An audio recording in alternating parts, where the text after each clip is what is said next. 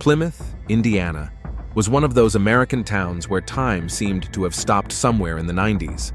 The population barely exceeded 8,000, and it seemed that every resident knew not only their neighbors, but also their family secrets going back 3 generations. The main street stretched for just a few blocks, lined with old oak trees and small shops that had been passed down from one family to another for decades. In the center of town stood an old brick water tower, a symbol of the town's former industrial prosperity, when a local auto parts factory provided jobs for half the population. Now the factory was operating at half capacity, but it was still the main employer for those who did not want or could not leave for the big cities in search of a better life. Michael Hartman was one of those who stayed. At 28, he ran a small auto repair shop on the outskirts of town, a legacy from his grandfather, who had started the business back in the 60s. Hartman Auto was located in an old brick building with wide gates and oil stains on the concrete floor that hadn't been cleaned in decades. Every morning, Michael arrived at work in his restored 1974 Chevrolet Camaro, the pride and joy he had worked on in the evenings for the past 3 years. Tall, broad-shouldered, with calloused hands and permanent traces of machine oil under his fingernails, he was the embodiment of an honest working man. His dark hair was always slightly tousled, and a good-natured smile often played on his face. On that October Monday, as our story begins, Michael was working under the hood of an old Ford belonging to Mrs. Collins, an elderly, retired teacher. The radio in the corner of the workshop played country music softly, mingling with the sounds of wrenches and the occasional hiss of pneumatic tools. "Mikey, are you alive in there?" a familiar voice called from the doorway. He peeked out from under the hood and saw Emily Reeves standing in the workshop doorway, holding a thermos and a paper bag. Even in simple jeans and a sweater, she looked so beautiful that it took his breath away. Her light hair was neatly pulled back into a ponytail, and her green eyes glowed with a warmth that could melt the heart of any man within a mile radius. "I brought lunch," she said with a smile that made her even more beautiful. "I know you forgot to eat again." Michael wiped his hands on a rag and walked over to kiss her on the cheek. "What would I do without you?" "You'd probably starve to death," Emily laughed, handing him the bag. "There's a roast beef sandwich and that apple pie you love." Emily worked as a nurse at Plymouth Community Clinic, the only medical facility in town, apart from old Dr. Murphy's office, who had been seeing patients for 40 years and seemed to remember every resident since they were babies. At 26, she was one of the most respected nurses at the clinic, known for her professionalism and compassion for her patients. They had met 2 years earlier under rather mundane circumstances. Michael had brought his neighbor, Mrs. Granger, to the hospital after she fell down the stairs. Emily was on duty in the emergency room that night, and something about her calm confidence and concern for the elderly woman touched his heart. After Mrs. Granger was examined and sent home, Michael mustered up the courage to ask Emily out for coffee. They have been inseparable ever since. In a small town with few distractions, they found joy in simple things. Walks through the old park, movies at the only theater in town, picnics at Maxine's Lake a few miles outside of Plymouth. Emily often said that she wanted to move to a big city someday, but with Michael by her side, even Plymouth seemed like a big enough world. "How's it going at the hospital?" Michael asked, unwrapping his sandwich. "The usual. Dr. Coleman was late again, studying some new medical journals. Sometimes it seems like he lives at the clinic." Dr. Sam Coleman was the chief and practically the only doctor at the clinic. At 45, he was divorced, childless, and completely devoted to medicine. A tall, fit man with graying temples and attentive brown eyes, he was respected by the entire town. Coleman had moved to Plymouth 5 years ago from Indianapolis, where he had worked at a large hospital. But, as he explained, he had grown tired of the hustle and bustle of the city and wanted to help people in a more peaceful environment. "He's a good doctor," Michael said. "Remember how quickly he diagnosed my father when he had heart problems?" "Yes, he's a real professional." There was a strange note in Emily's voice that Michael couldn't quite place, but he was too hungry to pay any attention to it. They sat down on old chairs next to the workbench, and Michael began to eat. Emily looked at him with that special tenderness that women have when they watch the men they love. "Mike, I need to tell you something," she began, but then stopped, as if she had changed her mind. "What is it, honey?" "No, it's nothing. It's just the wedding coming up, and I get nervous sometimes. I want everything to be perfect." Their wedding was less than a month away. The ceremony was to take place in the old Methodist church on Main Street, where Emily's parents had been married 30 years earlier. They were planning a modest celebration, about 50 people, including all their relatives and friends. It wasn't customary to have lavish weddings in Plymouth. People preferred to spend their money on something more practical. "Everything will be wonderful," Michael reassured her, taking her hand. "We love each other, and the rest is just details." Emily squeezed his hand, but a shadow of worry flashed across her eyes. "Do you really want to spend the rest of your life in Plymouth? We could move, find work in Fort Wayne or even Indianapolis. Why? This is our home, our roots. My business is thriving. You have a good job. Besides, it's safe and quiet here. Isn't that what people dream of?" Emily nodded, but Michael noticed that she was avoiding his gaze. In their 2 years together, he had learned to read her moods, and something was clearly bothering her. Their conversation was interrupted by a phone call in the workshop office. Michael reluctantly got up to answer. It was Jim Parker, the owner of a local car dealership, whose delivery truck had broken down. "I have to go," Michael said as he returned. "Jim's stuck with a truck on Highway 41. "I understand. See you tonight?" "Sure. Want to go to Marion's?" Marion's was the only halfway decent restaurant in town that served steak and where the locals celebrated special occasions. "Yeah, that would be great." Emily kissed him goodbye and headed for the exit. At the door, she turned and looked longingly at Michael, who was already gathering his tools to leave. There was something in her gaze that looked like a farewell, but he didn't notice. That evening, they met at Marion's. The restaurant was almost empty, which was normal for a Monday. Betty, the waitress who had worked there since they were in school, showed them to a table by the window. "The usual?" she asked without even taking out her notepad. Over the years, she had memorized the preferences of most of the regulars. "Yes, thank you, Betty," Michael replied. When they were alone, Emily became distant again. She played with her napkin, avoided his gaze, and responded with one-word answers to his attempts to strike up a conversation. What's going on? You've been acting strange all day." "Just tired. Busy at work." "It's always busy at the clinic. But you've never been this distant before." Emily looked up, and he saw tears in her eyes. "Mike, what if we're not right for each other?" "What are you talking about? We've been together for 2 years. We're perfect for each other." "But we know so little about each other, about our past, about things that could change everything." Michael reached across the table and covered her hand with his. "Emily, I know everything I need to know about you. You're kind, smart, beautiful. You care about people. What else could be important?" "A lot," she whispered, but didn't elaborate. Dinner passed in relative silence. On the way home, Emily held his hand, but she was unusually quiet. When they arrived at her house, a small one-story building she rented from Mrs. Collins, she didn't get out of the car for a long time. "Mike, I want you to know that no matter what happens, I really love you." "Whatever happens. Emily, you're scaring me. What's going to happen?" She kissed him quickly and ran out of the car without answering his question. Michael watched her open the door to her house and only then noticed that his hands were shaking. The next day, Emily didn't show up at the workshop with lunch, which was unusual. Michael called her at work, but the secretary said she had left early, citing poor health. There was no answer at her home. In the evening, he drove to her house, but it was dark and her car wasn't in the driveway. His anxiety grew with every passing hour. Tom Reeves, Emily's father, had worked at an auto parts factory for 25 years. A sturdy man of 52, he had raised his daughter alone after his wife died of cancer when Emily was only 16. Tom loved his future son-in-law and often told his neighbors that he couldn't have wished for a better husband for his daughter. When Michael called him late that evening, Tom was also concerned. She stopped by my place after work, but she seemed upset. She said she needed time to think about something important. I offered to talk, but she refused. "Do you know what happened?" "No, and that's what's worrying me. She's been acting strange for several days."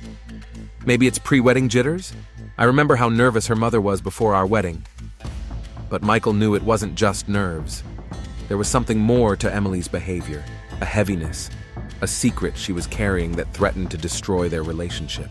That night, he hardly slept, listening for every sound, hoping to hear the phone ring. But Emily never called. Emily didn't come home for 3 days. Michael called all their mutual friends, checked the hospital in the next town, even contacted the county sheriff. But in Little Plymouth, a person disappearing for a few days wasn't considered an emergency. Maybe she had just gone to stay with relatives or friends to think about the upcoming wedding. On Thursday morning, just as Michael was about to go back to the sheriff's office, the phone rang in the workshop. "Mike, it's me." Emily's voice sounded tired and distant. "Emily, my God, where have you been? I've been worried sick." "I was at Aunt Margaret's in Kokomo. I needed some time to think." "Think about what? About us? About the wedding?" A long pause. "Yes, that too. Mike, we need to talk. Seriously." "Of course. When will you be back?" "I'm already home. Can you come over tonight? After work?" "I'll be right over."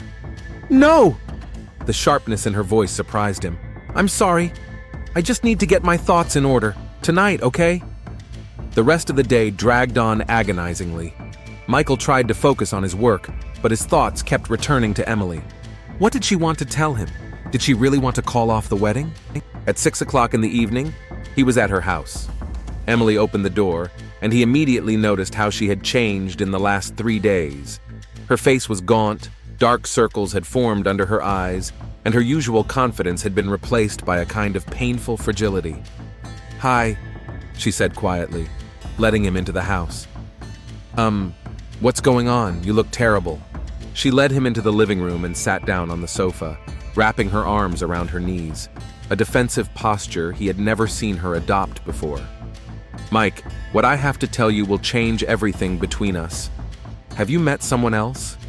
It was the first thought that came to his mind. "No, not in the way you think." She took a deep breath. "Mike, I'm HIV positive." The words hung in the air like a physical blow. Michael felt the world around him slow down and distort. He could hear the clock ticking on the wall, the refrigerator humming in the kitchen, a dog barking somewhere.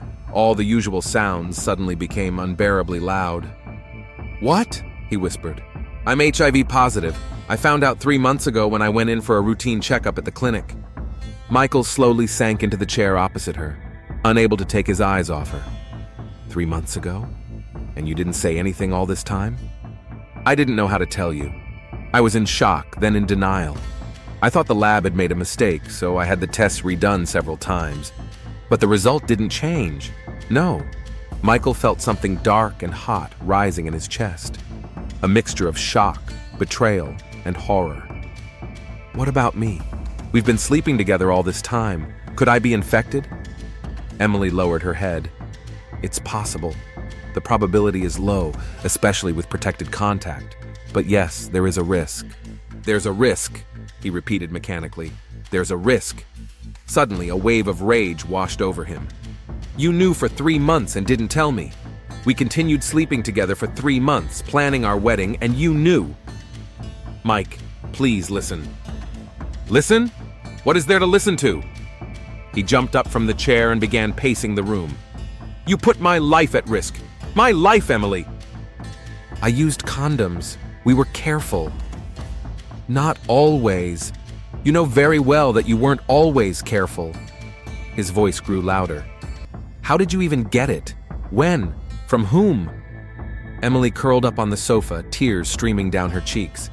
"It happened before us, before we met." "Before us? But then you should have known. If it was before us, you should have gotten tested. You should have known your status." "I didn't know. He didn't tell me his status. I only found out recently." "He? Who is he?" Emily was silent, avoiding his gaze. "Who, Emily? Who infected you?" "It doesn't matter now." "How is it not important? Of course it's important. I have a right to know." Michael stopped in front of her, his face contorted with anger. "Is it someone from town? Someone I know?" The silence dragged on. Finally, Emily whispered, "Dr. Coleman."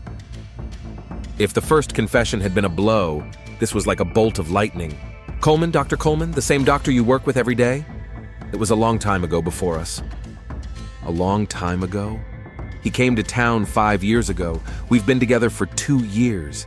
That means 3 years ago at most. And you continue to work with him, see him every day, and not tell me anything. Mike, there's nothing between us. It's in the past. In the past? In the past! He grabbed his head. You slept with this man. He infected you with HIV. You infected me. And then you calmly work with him. Look him in the eye every day. How could you? I didn't know his status then. He didn't know either. He didn't know? The doctor didn't know he had HIV? Doctors get tested regularly, Emily. He knew and hid it from you, and you hid it from me. Emily sobbed. But Michael felt no sympathy for her. All his love, all the tenderness of 2 years had evaporated, leaving only bitterness and rage. When did you find out about him? That he was infected? A month ago. He told me himself when I told him about my diagnosis. A month ago. And you kept it from me for a month. Michael laughed, but his laughter was full of bitterness. You know what the worst part is? It's not that you're infected. It's not even that I might be infected too. It's that you lied to me. Every day, every kiss, every I love you was a lie. No, I really do love you. I kept quiet because I love you. You love me? You call what you did to my life love? What took away my right to choose? I was afraid of losing you. And what? Did you think you could hide it forever? Did you think I'd never find out? What would you have said if I got sick? Emily didn't answer, continuing to cry. Tell me honestly. Michael's voice became quieter, but no less dangerous. Tell me honestly. When were you going to tell me? Before the wedding? After? Or never? I don't know. I hoped I'd find a way. A way. What way, Emily? HIV doesn't disappear with a wave of a magic wand. Modern medicine, therapy, people live normal lives. Normal? Michael began pacing the room again. You think it's normal to hide from your fiancé that you have HIV? You think it's normal to risk his health? His life? I'm on medication. My viral load is undetectable. Enough! He exploded. Enough medical jargon! You treated me like a complete idiot. You decided for me whether or not to take the risk. I had no choice. Michael stopped at the window, staring out at the dark street. Lights from the occasional car flashed by. Life went on as if nothing had happened, but his world was falling apart. I need to get tested, he said finally. Yes, Dr. Coleman can do that. Coleman? Michael turned slowly. You're suggesting I go to Coleman? The man who infected you and through you, me? He's a good doctor. He'll help. He's a bastard who hid his status from you, just like you hid it from me. Emily flinched at his words. Mike, I understand you're angry. Angry? I'm not angry, Emily. I'm furious. I feel betrayed, used, humiliated. For 2 years, I've been making plans for our life together, dreaming of children, of a family. And now what? Now I have to pray that I don't catch a deadly disease from the woman I loved. HIV isn't a deadly disease anymore, with the right treatment. Shut up! Just shut up with your medical reports. You think it's just about the disease? It's about trust. It's about honesty. It's about how you turned our relationship into a farce. Michael headed for the door. Where are you going? Emily asked, jumping up from the couch. Home, away from you. Mike, please, let's talk. Let's find a solution. A solution? He turned around in the doorway. What solution, Emily? You've been cheating on me for 3 months, putting my health at risk, building our relationship on lies. And you think we can just talk and everything will be fine? I love you. No, people don't do that to the ones they love. People don't lie, cheat, or put the lives of their loved ones in danger. Mike, but he had already left, slamming the door behind him. It was a cold October evening outside, but Michael didn't feel it. He got into his car and sat there for a long time, holding the steering wheel with both hands and trying to comprehend what had happened. HIV. Emily had been HIV positive for 3 months. He might be infected too. His thoughts were jumbled and overlapping. Dr. Coleman, whom he respected, turned out to be his fiancée's lover. Emily, whom he adored, turned out to be a liar, willing to risk his life for her own peace of mind. He started the car and drove home, but on the way he turned off toward the lake. There, in an empty parking lot, he finally let his emotions out. He screamed, pounded the steering wheel, and cried with rage and pain. When the first wave of emotions subsided, he realized what he had to do. Tomorrow, he would get tested. Not at Coleman's, of course. He would go to Fort Wayne, to a large hospital where no one knew him. And then he would have to decide what to do next. About the wedding, about his relationship, about the whole life he had planned with Emily. At home, his answering machine was waiting for him, flashing red. 7 missed calls, all from Emily. He deleted them without listening. Michael didn't sleep that night. He lay in bed trying to remember all the times they had sex without a condom. There weren't many, but there were some, especially in the beginning of their relationship, when passion was stronger than caution.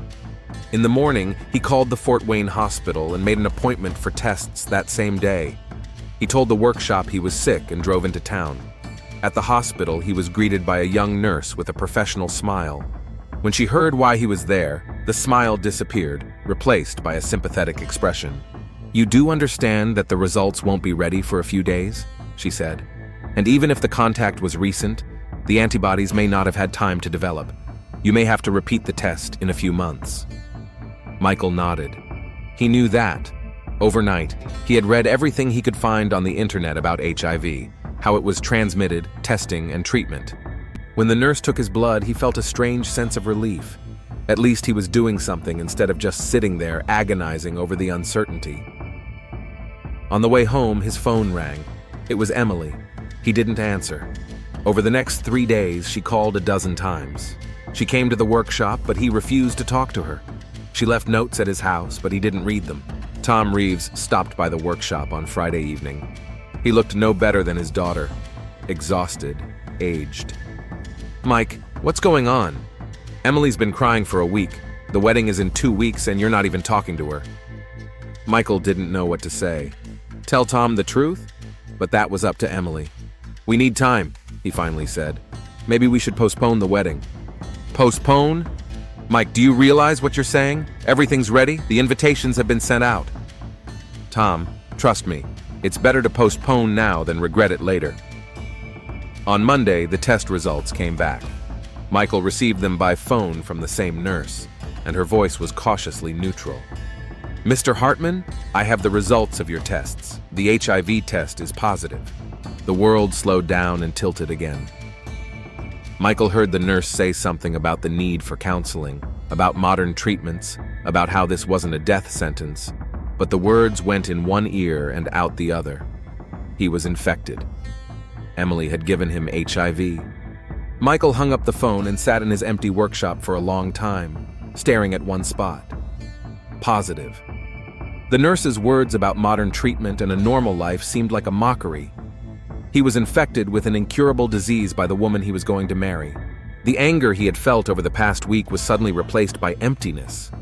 What was the point of being angry? What had changed? Emily was still a liar, Dr. Coleman was still a bastard, and he was now officially HIV positive. The ringing of the phone interrupted his thoughts. Emily's name appeared on the display. He stared at the flashing screen for a long time, then picked up the phone.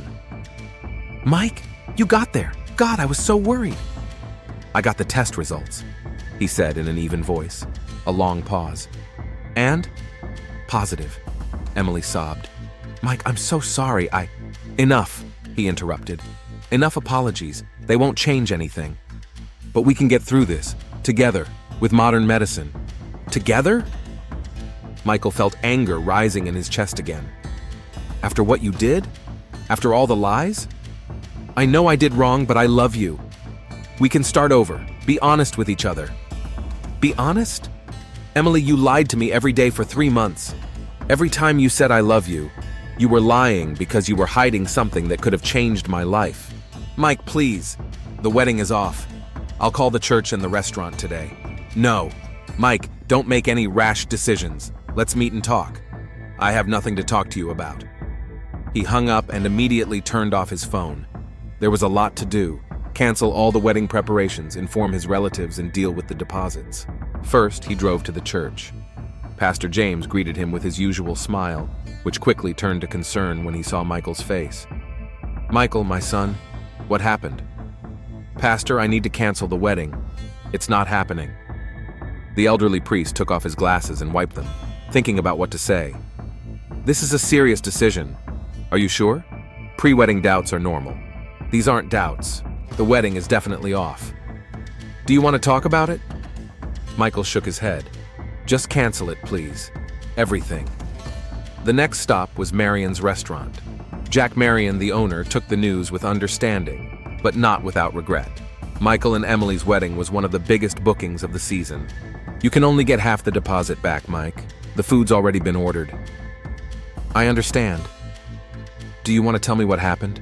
Maybe there's still time to fix things?" Michael looked at him with tired eyes. "It's too late, Jack. Way too late."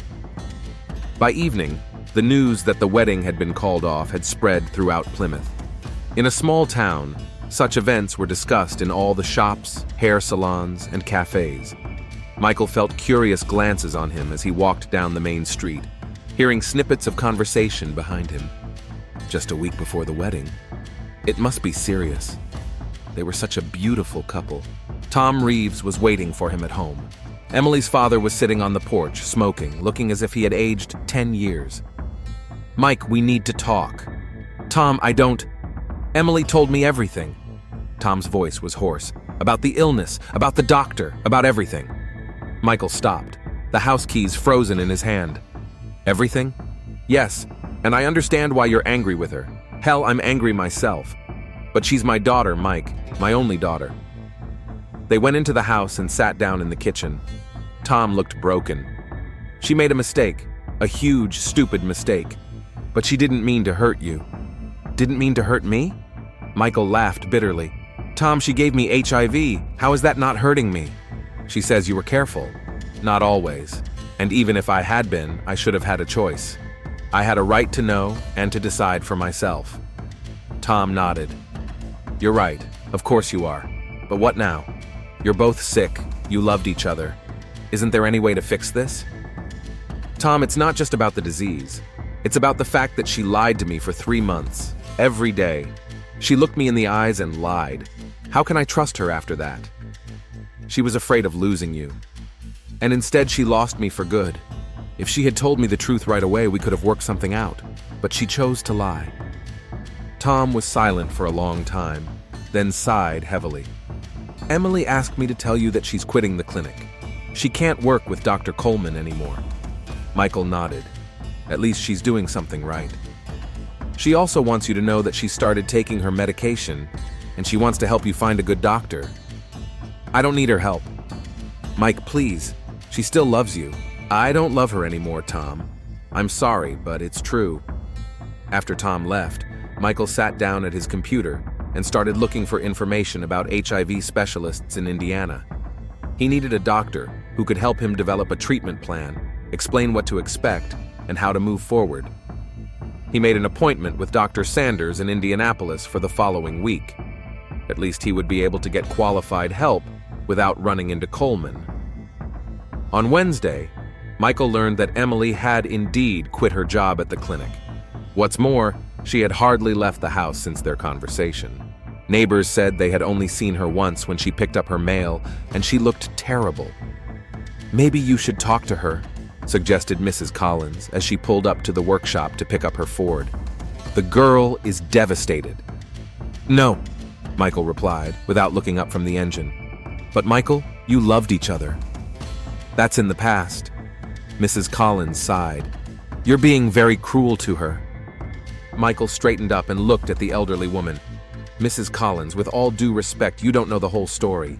I know she's sick, and I know that when people are sick, they need support, not condemnation.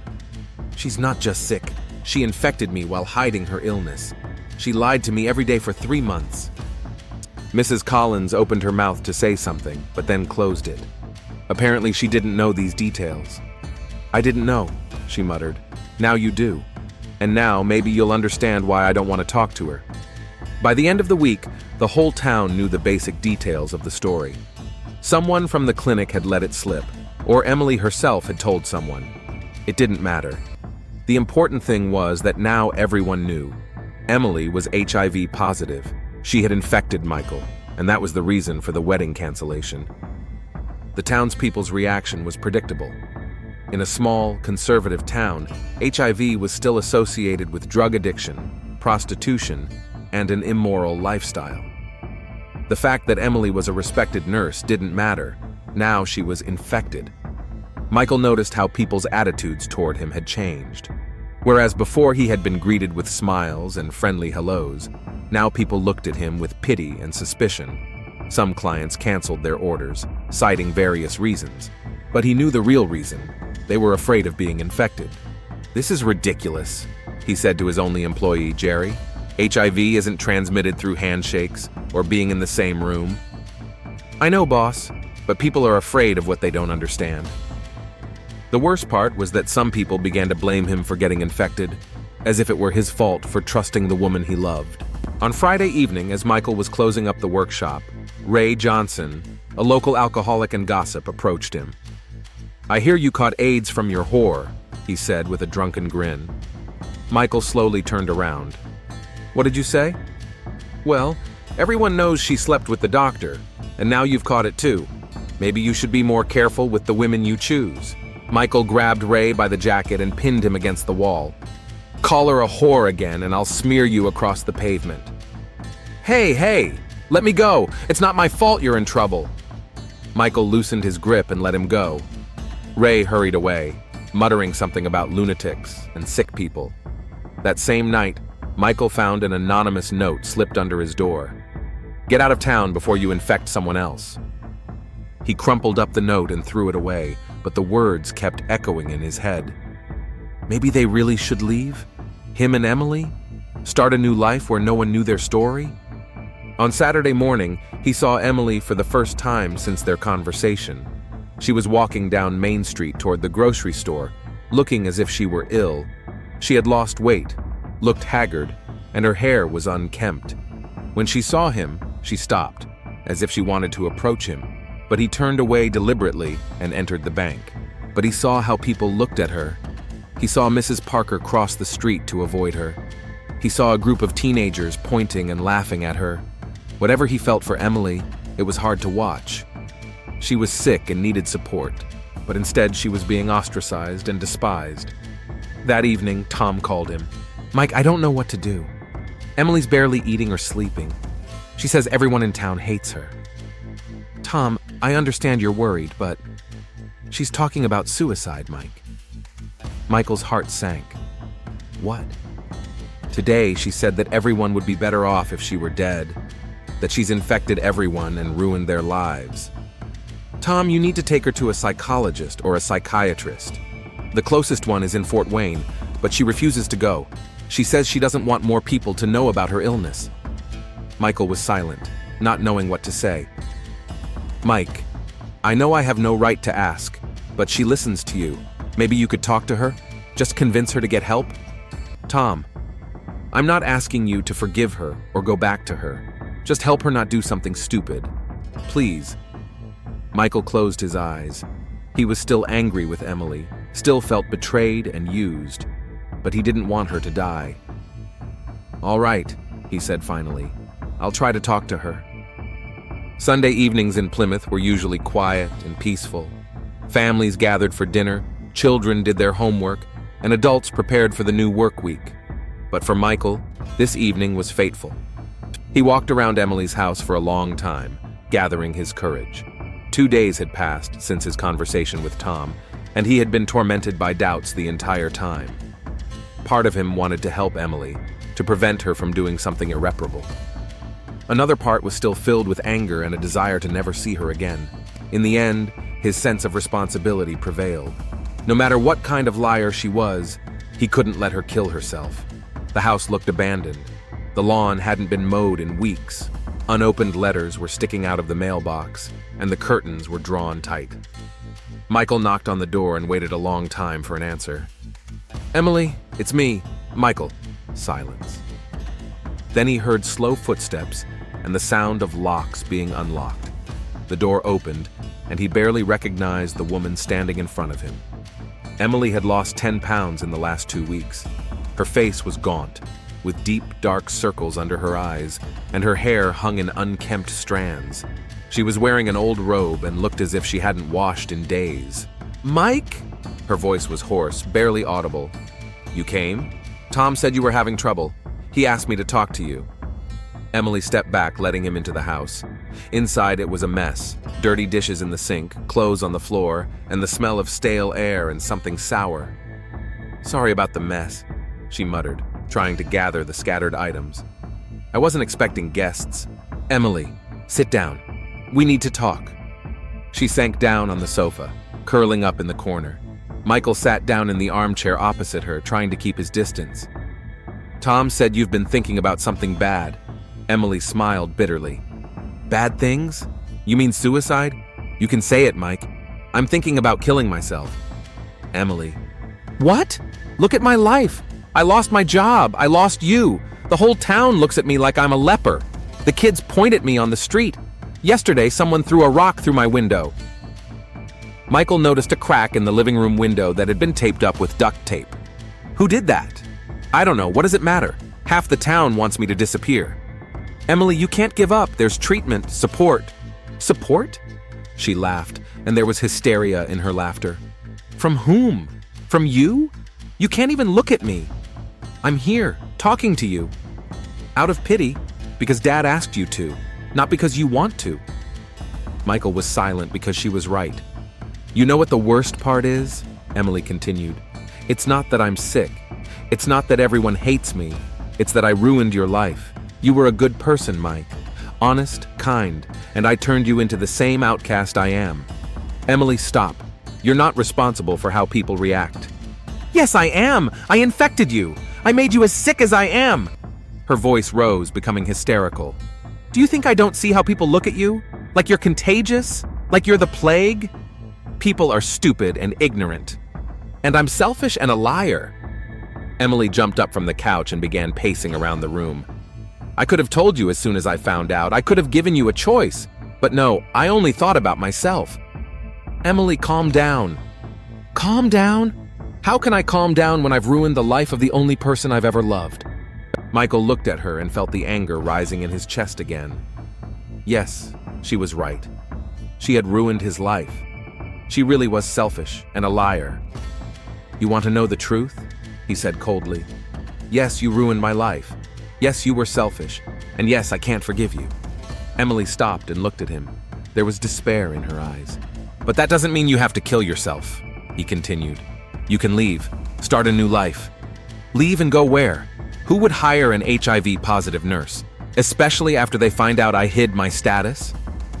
There are organizations that help people like that." "People like that?"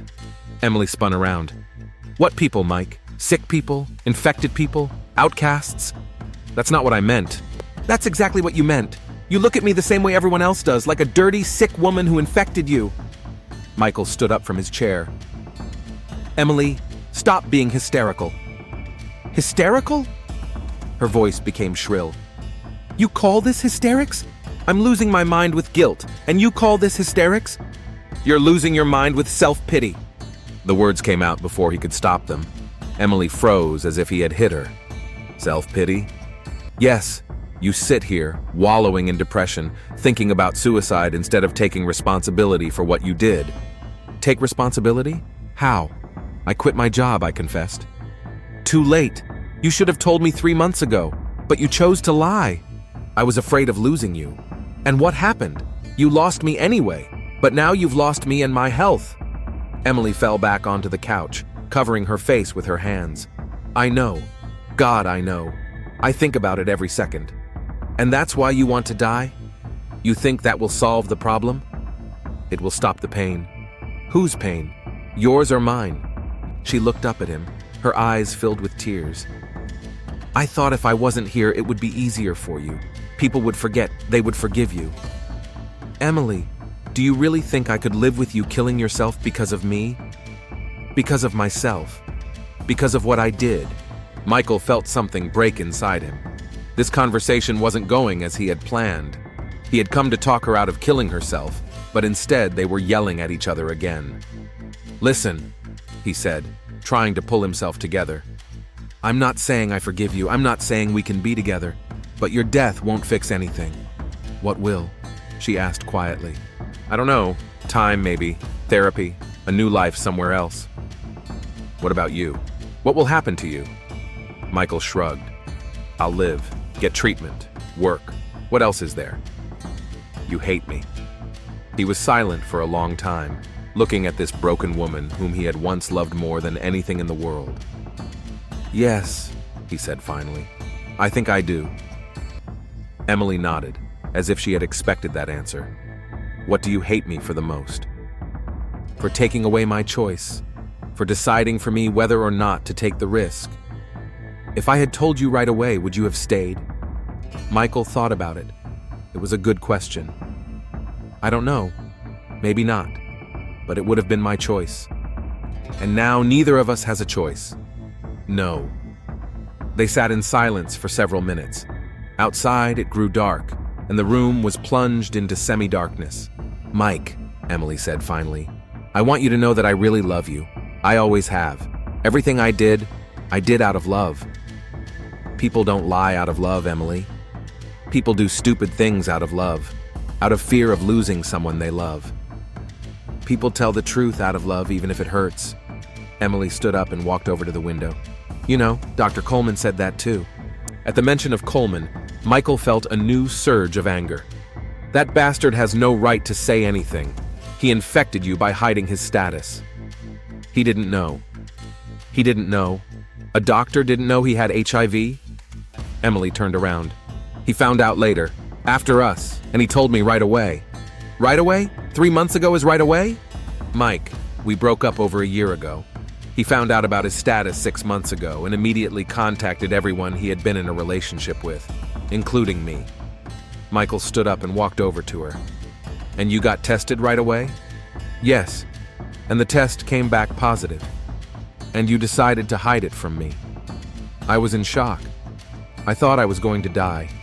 And then, when I found out it was something I could live with, I didn't know how to tell you. Emily, you're a nurse. You know more about HIV than most people. You knew the risks. I did. And that's why I used condoms almost always. Almost always doesn't mean always. I know. Her voice grew quiet again. Every day I think about those few times when we weren't careful. Michael stepped away from her, feeling the anger rising again. You think about it? I live with it. Every morning I wake up and remember that I have an incurable disease. I'm infected too. Because of your stupidity. You slept with a man without knowing his status. And you slept with me without knowing mine. Because you hid it from me. They were shouting again, standing face to face in the dimly lit room. All the pain, all the anger, all the bitterness of the last few weeks poured out. You ruined my life, Michael shouted. You think my life isn't ruined? Emily shouted back. You think this is easy for me? I don't care how you feel. You chose this path. I didn't choose to get HIV. But you chose to lie to me. Out of love. Stop hiding behind love. Michael grabbed her by the shoulders. You were selfish. You only thought about yourself. Let me go. Tell me the truth. Tell me you're a selfish liar who ruined my life. Let go. Emily tried to break free, but Michael held her tight. All the anger that had built up over the past few weeks came pouring out. Tell me the truth. Yes, I'm selfish. Yes, I'm a liar. Yes, I ruined your life. Are you happy now? But her words only added fuel to the fire. Michael felt something snap inside his head. Are you satisfied? Do you think your words will make me feel better? Do you think this will change anything? Mike, you're hurting me. But he couldn't hear her anymore. A red veil covered his eyes. All the pain and rage were concentrated in one spot. You ruined everything! Everything I had!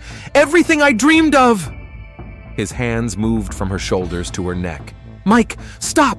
I hate you! I hate you for what you did! For making me feel this way! Emily tried to break free, but he was stronger. Anger completely consumed his mind. You ruined my life. You ruined it. He didn't realize what he was doing until it was too late. Rage blinded him, robbed him of control. His hands tightened until Emily stopped struggling. When the red veil fell from his eyes, he saw her lifeless body on the floor. Realization came slowly, like a cold wave. He had killed her. He had killed the woman he once loved. Michael sank to his knees next to Emily's body, unable to believe what had happened. His hands trembled as he touched her neck, checking for a pulse. Nothing. Panic overwhelmed him.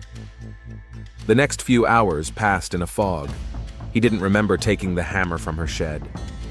He didn't remember destroying her face so that she couldn't be recognized. He didn't remember carrying the body out into the yard. He remembered only one thought running through his head. No one must find out. No one must find out.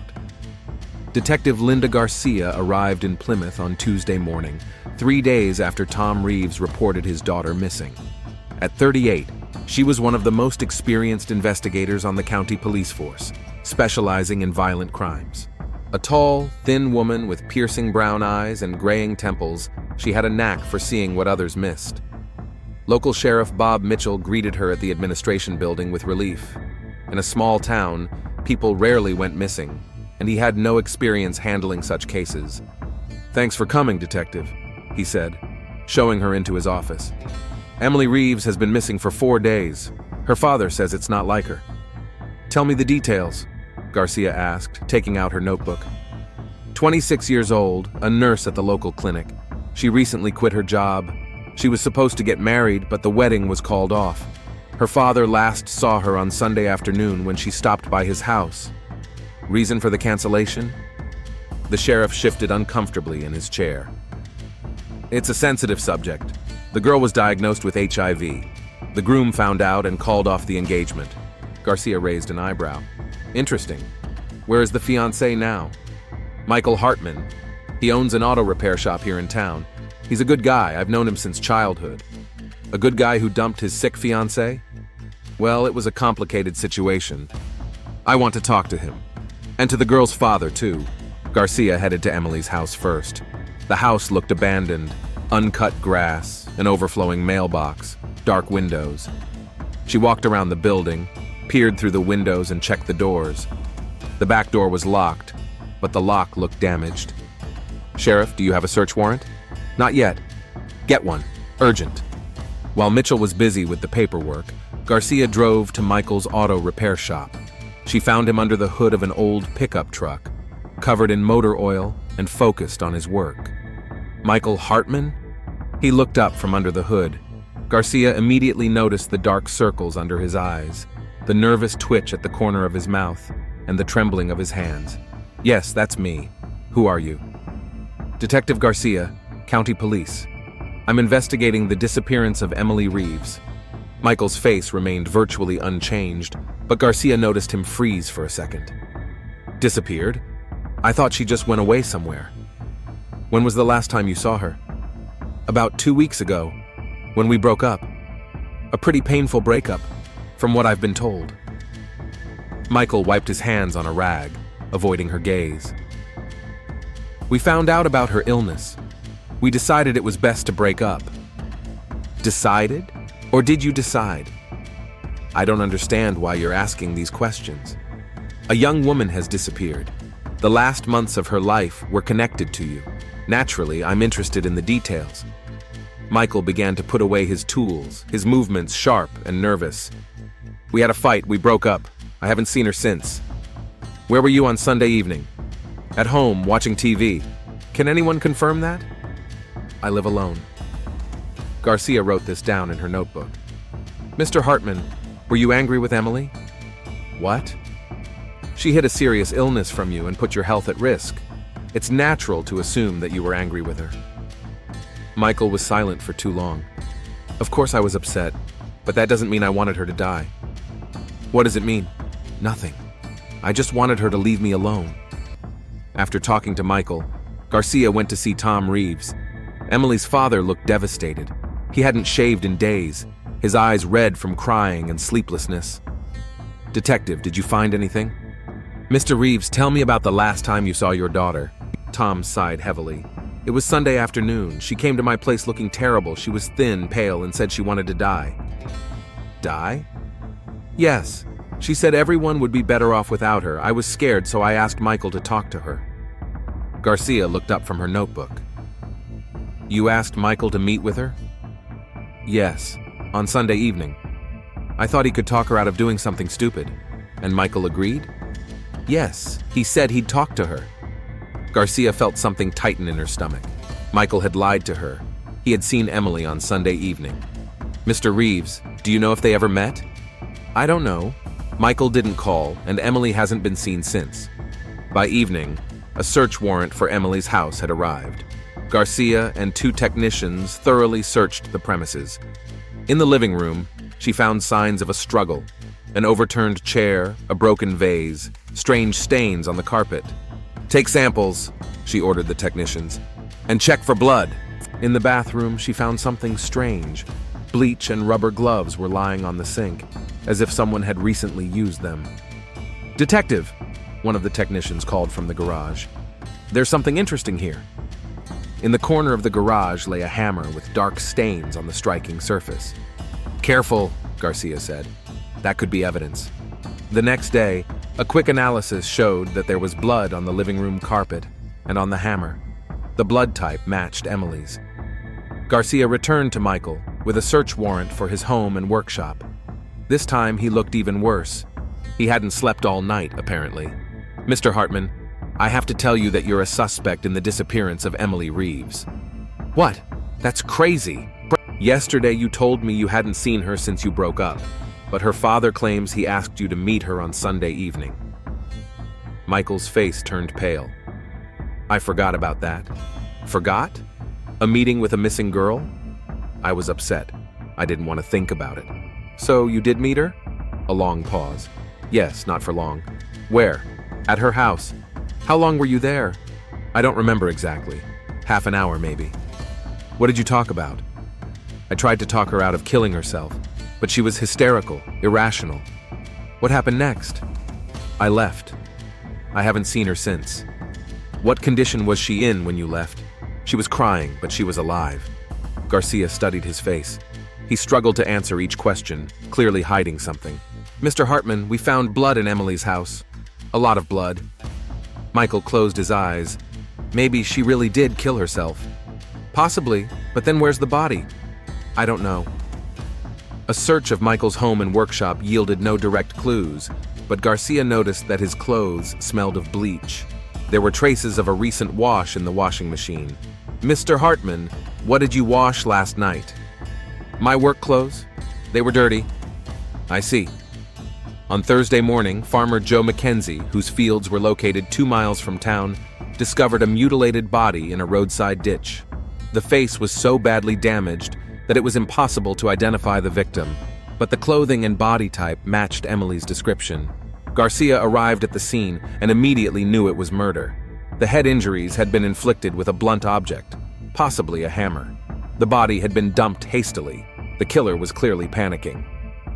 Call forensics, she ordered, and get an arrest warrant for Michael Hartman. The arrest took place on Friday morning. Michael did not resist, as if he had been waiting for this moment. At the station, he remained silent for a long time, demanding a lawyer, but eventually broke down. I didn't mean to kill her, he said quietly. I was just so angry. Tell me what happened, Garcia asked, turning on the tape recorder. We had a fight, again. She was talking about suicide, and I was angry at her for ruining my life, and then I just snapped. Did you strangle her? Yes, and then I panicked. I took a hammer from her garage and mutilated her face so she couldn't be identified. Why? I don't know. I thought I could hide the murder, that everyone would think she ran away. And you dumped the body in a field? Yes, at night, when everyone was asleep. Garcia turned off the tape recorder. Michael Hartman, you are under arrest for the murder of Emily Reeves. The trial took place 6 months later. Michael pleaded guilty to second-degree murder, avoiding a first-degree murder charge thanks to testimony that the crime was committed in the heat of passion. He was sentenced to 25 years in prison. Tom Reeves did not attend the sentencing. After his daughter's funeral, he sold his house and left Plymouth to live with his sister in California. Before leaving, he told a local newspaper reporter, "I lost my daughter twice, first to illness, then to hatred." Dr. Coleman also left town shortly after Michael's arrest. Officially, It was due to health problems, but everyone knew the real reason. The clinic was closed, and Plymouth residents now had to travel to a neighboring town for medical care. Hartman Auto, the auto repair shop, was sold to pay off debts. The new owner demolished the old building and built a mini market in its place. The only person who sometimes remembered Emily with warmth was Mrs. Collins. She regularly brought flowers to her grave and told anyone who would listen that the girl was kind and did not deserve such a death. "Illness is not a sin," she said, "but hatred is a terrible sin. It kills souls before it kills bodies." In prison, Michael received treatment for HIV and saw a psychologist. He wrote a letter to Tom Reeves asking for forgiveness, but never sent it. Every night he dreamed of Emily, not disfigured and dead, but alive and smiling, as she had been in the first months of their relationship. Sometimes in his dreams, she asked him, "Why, Mike? Why did you kill me?" And he would answer, "Because I loved you, and because I hated you, and I didn't know how to live with it." Plymouth remained a small town where everyone knew each other, but now the residents talked less about love and locked their doors at night more often. Michael and Emily's story became a warning about how secrets and lies can turn love into murder and ordinary people into murderers. Detective Garcia often thought about that case, especially when she was investigating family crimes.